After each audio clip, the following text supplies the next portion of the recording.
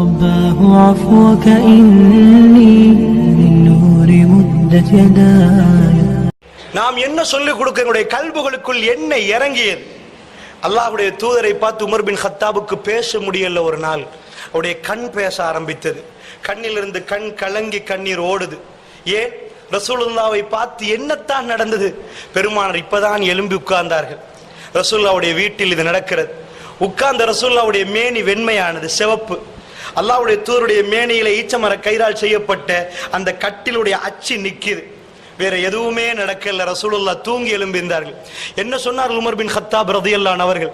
ஷாமுடைய தலைவர்கள் எல்லாம் பார்த்தார்கள். அவர்கள் ஆடைகளை நீட்டிக்கொண்டு உடுக்கிற விதமும் அவர்கள் போகிற விதமும் அந்த கௌரவத்தை எல்லாம் பார்த்து, யா ரசூலல்லாஹ், இந்த உலகத்தில் அதுக்கெல்லாம் அருகதையானவர் நீங்கள் யா ரசூலல்லாஹ், ஒரு பஞ்சணி மெத்தை தச்சு தரட்டுமா? ரசூலுல்லாஹ் என்ன சொன்னார்? உமர், உங்களுடைய ஆசை பரவாயில்லை, தச்சுத்தார்கள். என்ன சொன்னார்கள்? யா உமர், உமர், நான் வாழ வந்தவன் அல்ல உமர், நான் போக வந்தவன் என்றார்கள் ரசூலுல்லாஹ். நான் போக வந்தவன் என்றார்கள். அல்லாஹ்வுடைய நல்லடியார்களே, அல்லாஹ் ரப்புல் இஸ்ஸத் உஹது மலை அளவுக்கு என்னிடம் தங்கத்தால் அந்த மலையை தங்கமாக்கி தந்தால் ஜிப்ரீல் அலைஹிஸ்ஸலாம் கேட்டார்கள், தங்கமாக்கி தரட்டுமா யா ரசூலல்லாஹ்? அல்லாஹ் கேட்கிறார். அப்படி வேணாம் என்றால் தங்கமாக்கி தந்தாலும் 3 நாட்கள் என்னிடம் அது இருப்பதை விரும்ப மாட்டேன் என்று சொல்லி வாயால் சொல்லவில்லை.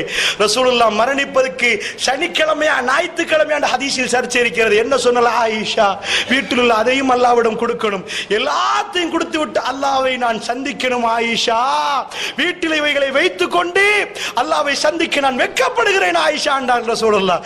இந்த உலகத்தில் எல்லாத்தையும் விட்டு விட்டு இறைவனை சந்தித்த ஒரு அடியான், பேச்சில் மட்டுமல்ல செயலில் காட்டிய ஒரு அடியான்.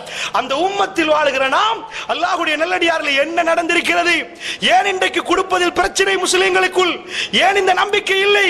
கொடுக்கிறோம், ஏதோ பயந்து கொடுக்கிறோம், பரவாயில்லை, அதுவும் ஹதீஸ் தான். இத்தகுன்னார் வலௌ பிஷிக்கி தம்ரா, ஈச்சப்பழத்தின் ஒரு பகுதியாவது கொடுத்து நரக நெருப்பிலிருந்து பாதுகாத்துக் கொள்ளுங்கள். அது சஹாபாக்களுக்கு. ஒரு ஈச்சப்பழம் சாப்பிடுறவருக்கு பாதியை கொடுத்தாவது நரக நெருப்பிலிருந்து. நாங்கள் 10,000 ஈச்சப்பழம் சாப்பிடுறவர்கள் அல்லாஹ்வுடைய நல்லடியார்களே, பாதியை கொடுத்து தப்புவது அல்லாஹ்வுடைய கையில் இருக்கிறது.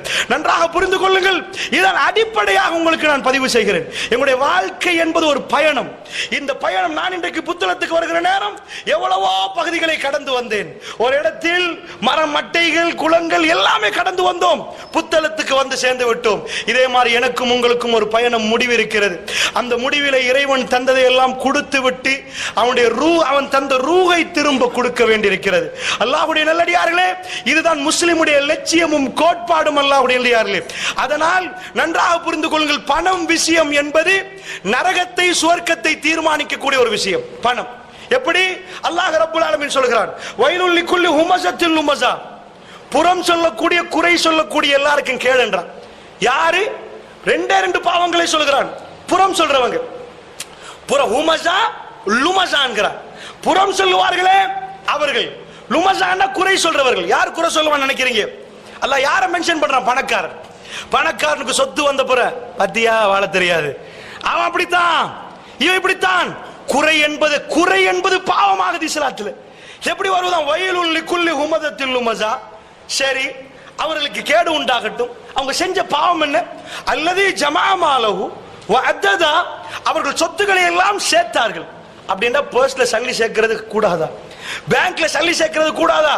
அல்லது ஜமாமாலஹு வ அத்ததா, அவர்கள் அதை என்றார்கள். சேர்க்கிறான் என்றான், சேர்க்கிறான் என்றான்.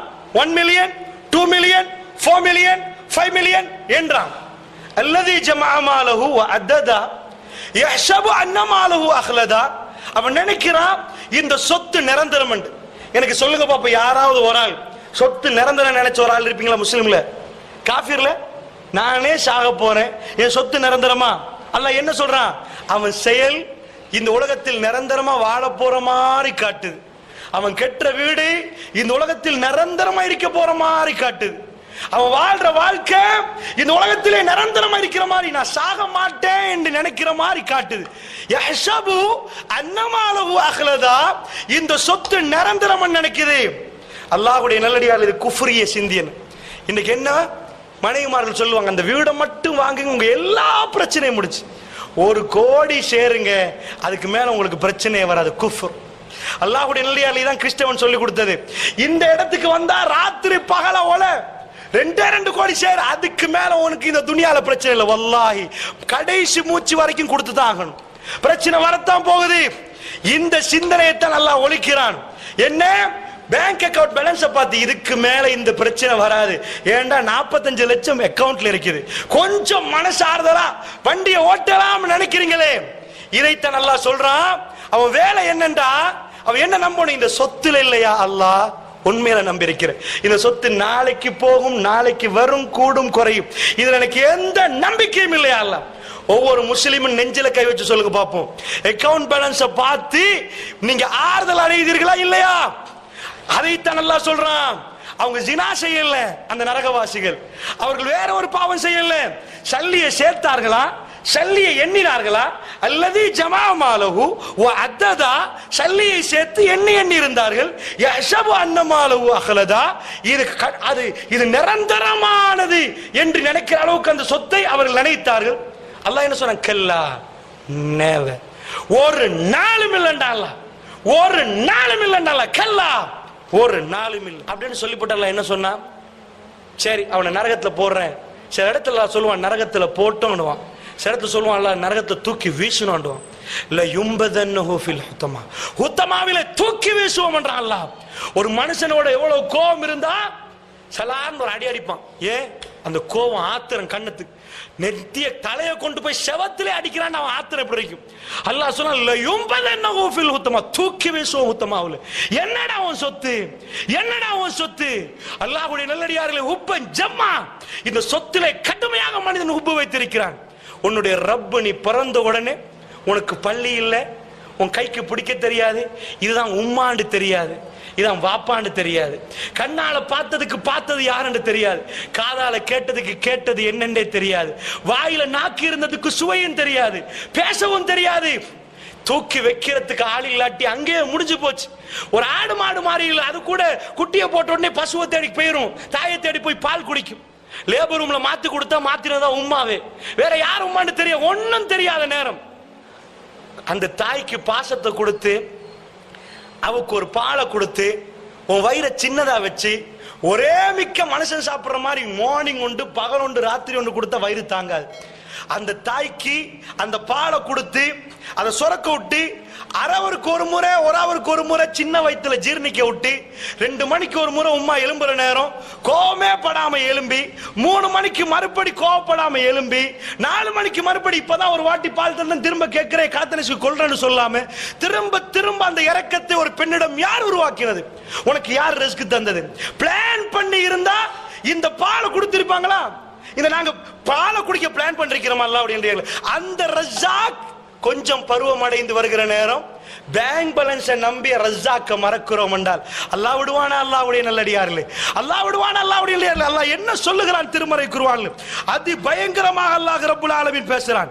யௌம யுஹ்மா அலைஹா ஃபீ நாரி ஜஹன்னம் ஃபதுக்வா பிஹா ஜிபாஹுஹும் வ ஜுனூபுஹும் வ ظுஹூருஹும். அல்லாஹ் சொல்லுகிறான், ஹாதா மா கனஸ்தும் லி அன்ஃபுசிக்கும் ஃபதூகு மா குன்தும் தக்னிசூன்.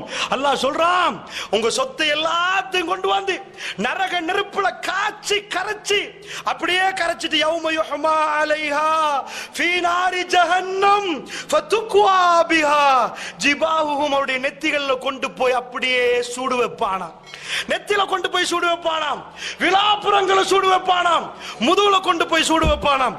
ஹாதா மா கனஸ்தும் லி அன்ஃபுசிக்கும், உங்களுக்கு நீங்கள் சேர்த்தது இது என்கிறான் அல்லாஹ். ஃபதூகு மா குன்தும் தக்னிசூன், சேர்த்தது சுவைச்சி பாரப்பா என்கிறான். அல்லாஹ்வுடைய நல்லடியார்களே, கொடுக்காமல் சேர்ப்பது இந்த மார்க்கத்தில் மிக பெரும் பாவம். அதான் பிரச்சனை. மற்றவங்களுக்கு எல்லாம் சேர்த்தா தப்பா, கொடுக்காமல் சேர்ப்பது. மற்றவனை பயனடையாமல் ஒருத்தன் கஷ்டப்படுற நேரம் இல்ல கொடுக்கவே மாட்டேன், வல்லாஹி நரக நெருப்பிது. சூரா 9வது அத்தியாயம் 30வது வசனம் நான் ஓதி காட்டினேன். திரும்ப திரும்ப